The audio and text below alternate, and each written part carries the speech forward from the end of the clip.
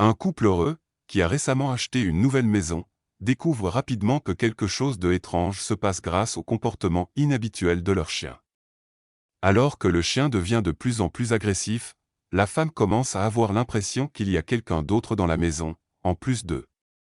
Il réalise vite qu'il se passe quelque chose de bien plus sinistre, et lorsque le mari appelle la police, il apprend la vérité effrayante.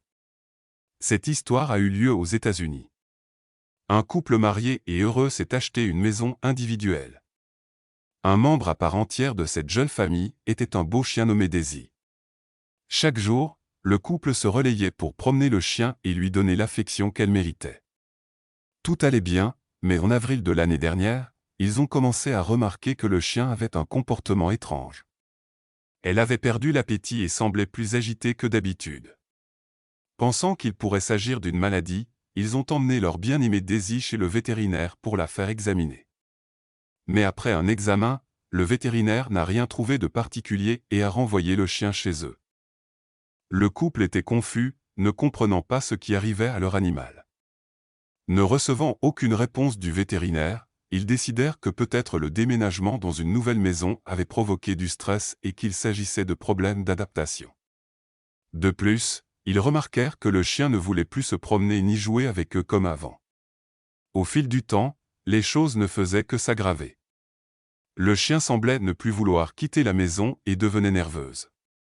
En plus de refuser de sortir, Daisy ne dormait pas la nuit et se tenait près du lit de ses propriétaires, les observant.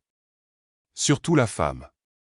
Oscar ne l'avait pas remarqué au début, mais chaque fois qu'il se réveillait, le chien était toujours là, debout et les regardant.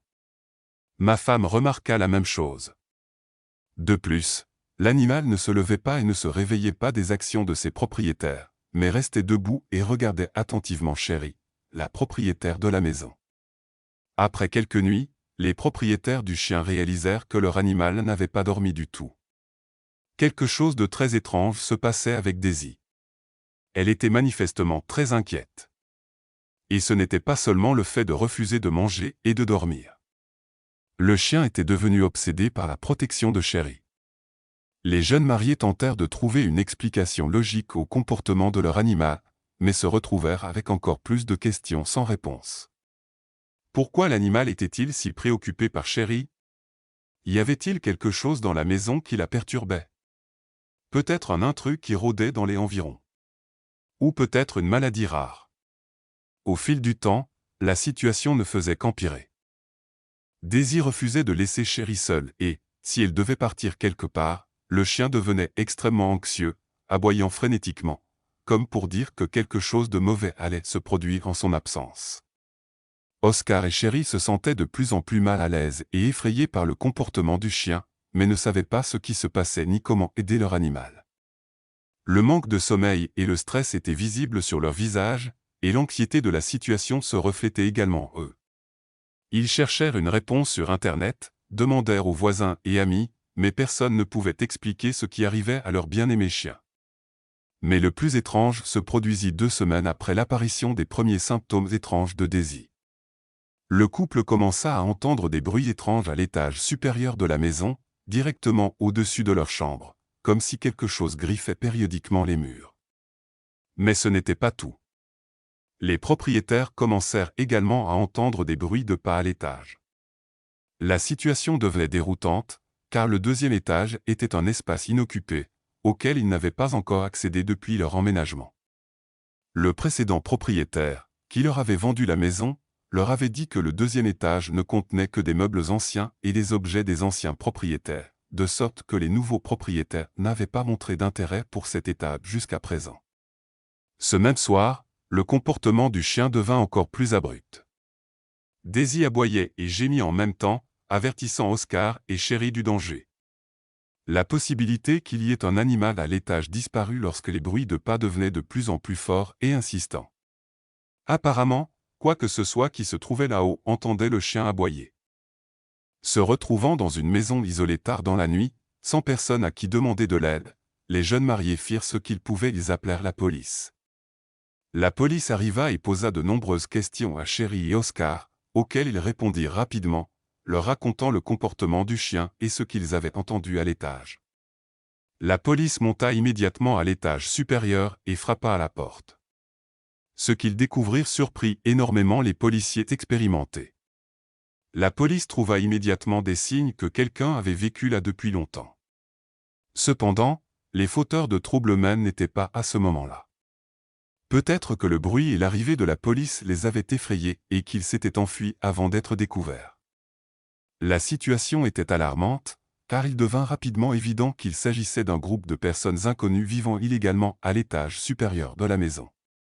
Il semblait que ces personnes cherchaient des maisons abandonnées pour s'y installer illégalement et y vivre gratuitement, sans payer de loyer ni de taxes pour les services publics.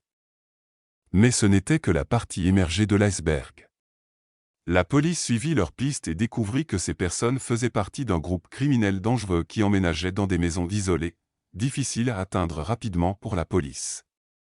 Après un certain temps, les bandits descendaient la nuit, attachaient les résidents et les cambriolaient. Il est très probable que ces voleurs vivant dans cette maison attendaient le bon moment pour passer à l'action. Mais apparemment, la présence du chien avait retardé l'attaque. Il est tout à fait possible que les voleurs étaient armés et comptaient mener leur mission à bien, quoi qu'il en coûte, sinon ils auraient immédiatement quitté la maison d'un inconnu. Sherry fut envahie par la peur et l'incrédulité lorsqu'elle apprit cette nouvelle. Comment avait-il pu être aussi naïf et ne pas remarquer que quelque chose n'allait pas dans leur maison pendant plusieurs jours? Leur chien aboyait, essayant de les avertir du danger, mais ils l'avaient ignoré. Après avoir parlé à la police, il leur était effrayant de retourner à la maison et d'y passer la nuit. Même dans la rue, il semblait que quelqu'un les surveillait constamment. Maintenant, le couple ne pouvait que prier pour que la police réussisse à attraper ces criminels avant qu'il ne soit trop tard. Attraper des sans-abri n'est pas si facile, ils décidèrent donc de leur tendre un piège. Ils décidèrent d'utiliser la maison comme appât et de placer plusieurs policiers dans la forêt voisine de manière discrète, afin qu'ils puissent observer les mouvements autour de la maison à distance. Les policiers d'expérimentés savaient que si la maison était laissée sans surveillance, les voleurs reviendraient rapidement, pensant que les propriétaires étaient partis ailleurs, et auraient le temps de tout voler avant l'arrivée de la police. Et en effet, 2 jours plus tard, la bande revint, cette fois plus prudemment et déguisée. Ils firent le tour de la maison, vérifiant qu'il n'y avait personne en regardant par les fenêtres. Dès que le groupe entra dans la maison, des policiers et un groupe d'assaut apparurent de tous côtés, prêts à utiliser leurs armes. À la suite de l'opération, 6 criminels furent arrêtés. Certains tentèrent de s'échapper, d'autres se rendirent immédiatement. Les jeunes mariés, qui vivaient dans un logement temporaire pendant tout ce temps, purent enfin pousser un soupir de soulagement lorsqu'ils virent que les criminels étaient derrière les barreaux et ne représentaient plus une menace. L'assistance de la police fut essentielle pour aider ce couple à retrouver leur sécurité et leur tranquillité d'esprit. Mais, bien sûr, on ne peut pas diminuer les mérites du véritable héros de cette histoire. Daisy, qui, grâce à ses instincts canins, comprit dès le début que sa famille était en danger et tenta de les protéger de toutes les manières possibles, en attirant l'attention. Cette incroyable histoire est un autre exemple éclatant de ce qu'un chien peut faire pour protéger sa famille. Il ne faut pas négliger les changements de comportement de votre animal. Les chiens perçoivent bien plus de dangers que les humains. Chers spectateurs, que pensez-vous de cette histoire? Dites-le nous dans les commentaires. Et si vous avez aimé cette vidéo, laissez un j'aime et abonnez-vous à notre chaîne. Au revoir.